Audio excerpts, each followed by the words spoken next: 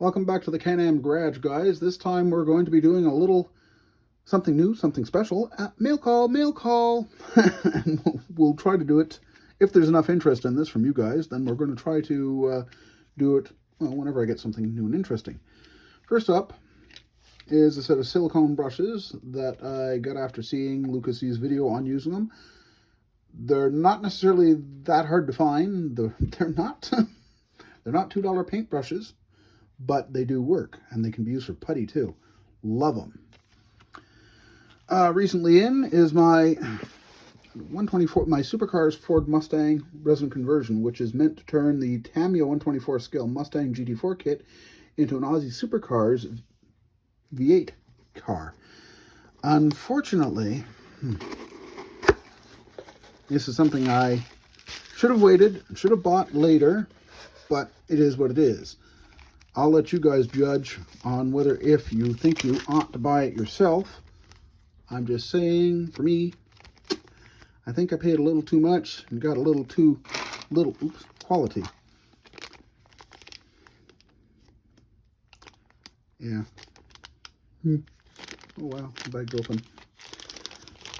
If you really look at it, I think if you have any idea of skills, time, etc., you'll realize that, yeah, no, not necessarily. I'm not going to say don't go buy it. I'm going to say use your own judgment. Some things are worth money. Some things are worth your money and time. Some things, not so much. Variety of little detail parts for it to go along. The wheels, well, an awful lot of flash for what I'd expect in today's world, but that's okay. The instructions are there. They're decent instructions. The hood, on the other hand, oh boy, yeah. Anyway, it is what it is. There are instructions. Decals are available from Decals, and if you really need to do it, like I thought I was going to be doing it, I may still do it, because this is going to become a gut check, if you will. It's a question of time versus money, whether if I really want to try and build something with it. If you really want to build something with it, with yours, well, then you can go to Scale Finishes, and he does sell Shell Red. We'll get into that in a few minutes. That part of my recent orders. In this here little box is some things from Iceman Collections, which is 3D printed resin. Now, I know this isn't going to look like an awful lot of good stuff, but trust me, it is. This is, I believe, I'd have to look again to see what he calls it, but he's essentially got a lawn care set. There's a walk-behind lawnmower and handle. The handle's very fragile. I'm sure I can fix that. There's also several bags of yard debris, all ready to be dropped into the back of a pickup or dump truck or, well, whatever. There is a string trimmer. There's two pieces to it. This isn't necessarily everything we want for the first one, but for everything. And trust me, these things all are on the right idea. They do look right. There's your engine part for the string trimmer.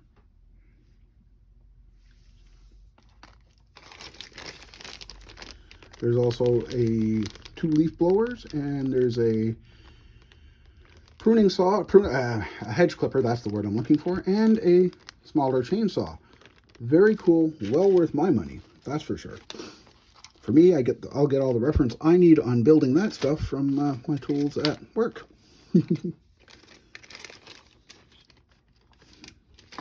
Bag that up, box that up, and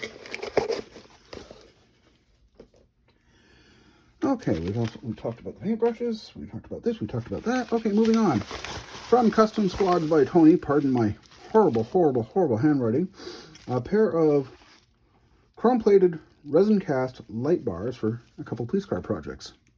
You'll have to paint the top section black and the recessed sections red, blue, or whatever they're supposed to be on whatever you'd want them for. For me, mine's for, I believe, a Maine State Trooper and possibly a Mass State Trooper. Why those? Well, I live in southern Canada. I've seen Mass. I've seen Maine. I've seen New Hampshire. I've seen Vermont. I've seen New York. One day, someday, we'll get to them. A little something off of eBay. A beautiful set of Massachusetts State Troopers or Massachusetts State Police decals. There it is.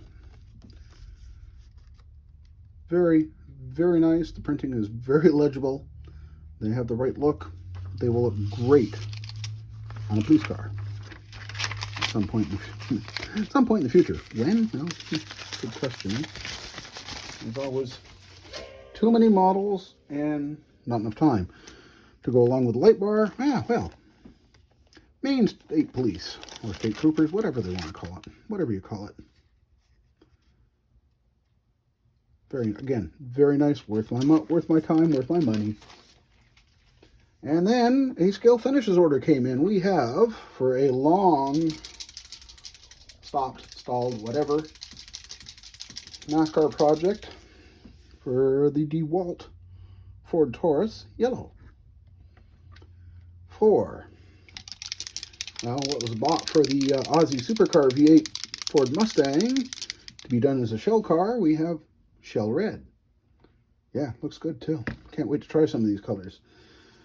A few years back, Revell did a 1970 Dodge Charger RT, and it took me a long time to really decide what color I want to paint mine. In this case, it will be Y1 Banana. Hey, I'm going to leave that one for a moment. 1967, I believe, is what this one is for a Chevy Camaro. Code H, Mountain Green. For some of you have this kit. I don't have this kit yet. The Revell Germany Jaguar E-Type Coupe.